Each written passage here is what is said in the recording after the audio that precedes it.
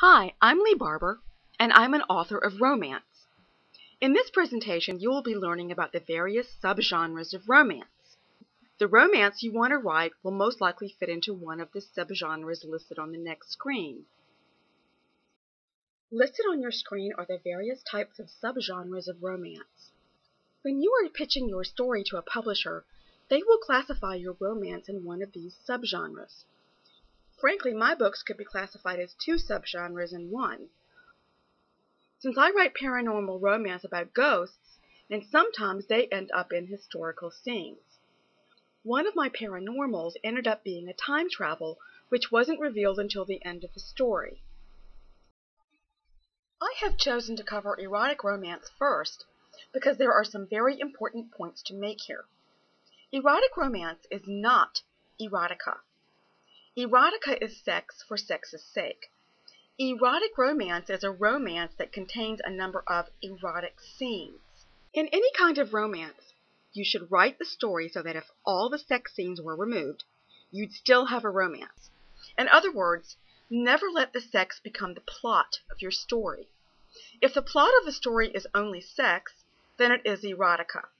If you desire to write erotica and not romance, you will be very happy to know that erotica is selling very well these days. And erotic romance is very popular also. A contemporary romance is a story set in today's world. I like reading contemporary romance because the dialogue can be so edgy and fun. You can use a lot of slang if you want to. One thing that is easier for the writer to do in contemporary romance is to build the world. Remember, though, that people will want a good geographic setting.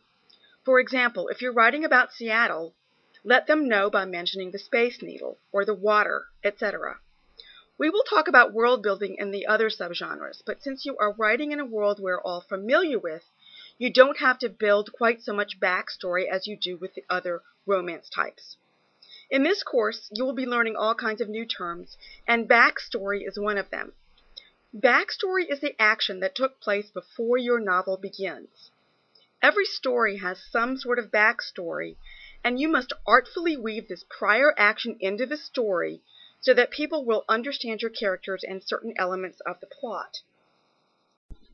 Historical romance is very popular, but you should know that certain historical periods sell better than others. One historical that is very popular is Regency, which is set in the period of the English Regency or the early 19th century.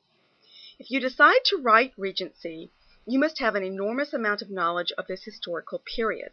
If you don't, readers will know. In fact, when writing about any historical period, do your research.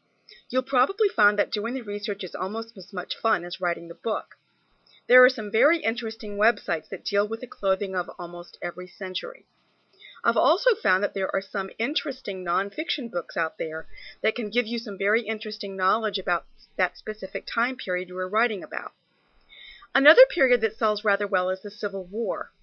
Naturally, you can write about any historical period you want to, but be aware that not all periods sell as well as others.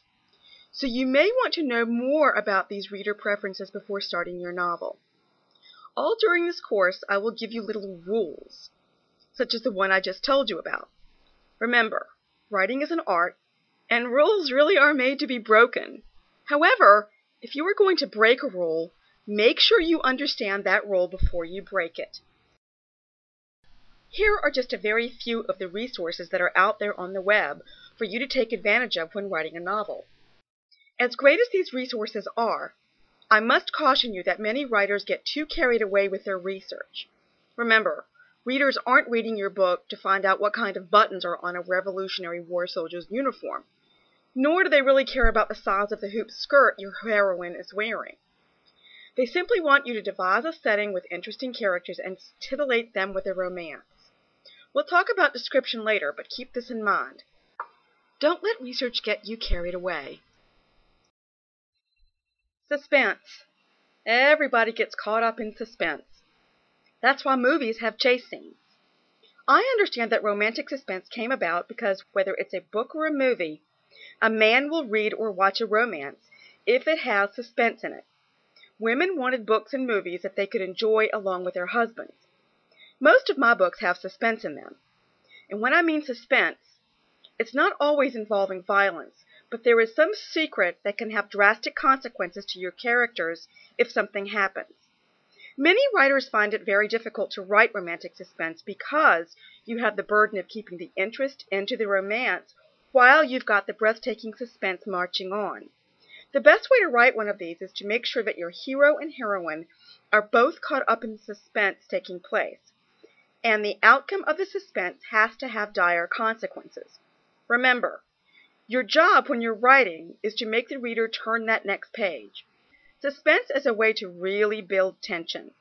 Don't reveal the resolution until the end, and make it so the hero and heroine can only be together totally after the suspense is resolved. Everything I have published so far has been paranormal romance. Paranormal is a break with reality. As with the other types of romance, you need to be careful not to let the fantasy or magic or whatever is happening take over the story.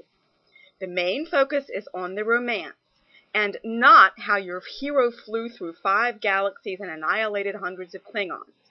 It's about the feeling that drove him to do it and how he woos her. Paranormals can be about any time period, even contemporary or futuristic. You can feature witches, ghosts, aliens, or any type of characters. Today, urban fantasy involving vampires is very popular. Also, novels with wolves as a hero are selling well. You may now be thinking that you'd like to write about urban fantasy because it's what the publishers want. Well, be careful about that. The publishing world is fickle. By the time you're finished with that novel, they may be looking for something else. I have written one science fiction novel, and as much as I loved my characters, I must admit it was the hardest thing I've ever written. You're probably wondering why. Well, the problem is world building. If you're describing an alien, you have to describe everything about that character. Why?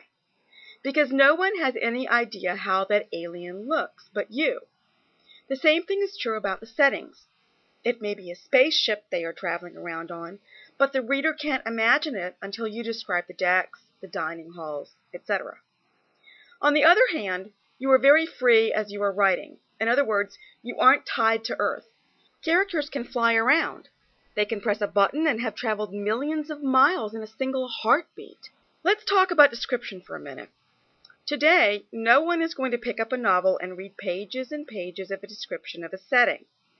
I was always a James Michener fan, where he might spend an entire chapter describing a single beach scene or bunch of rocks. Readers today don't want to be bogged down with that. You will need to develop your ability to describe things in just a few powerful words.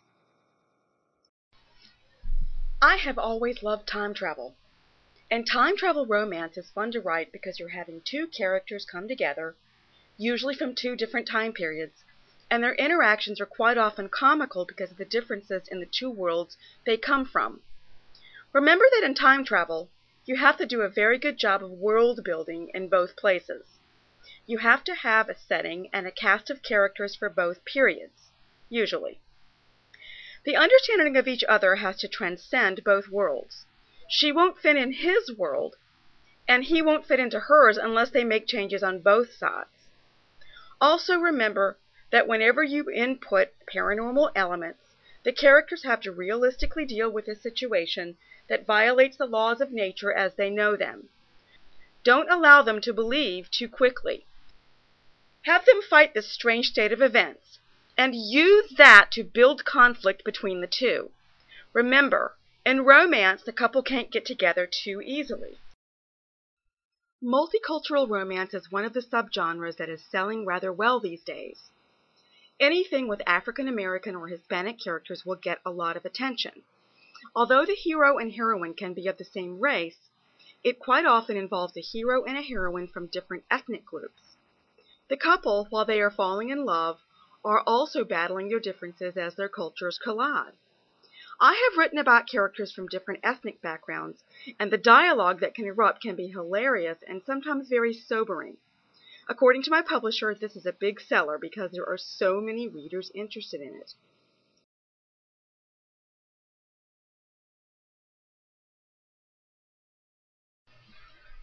This is another genre that is relatively new. but there is a great demand for it.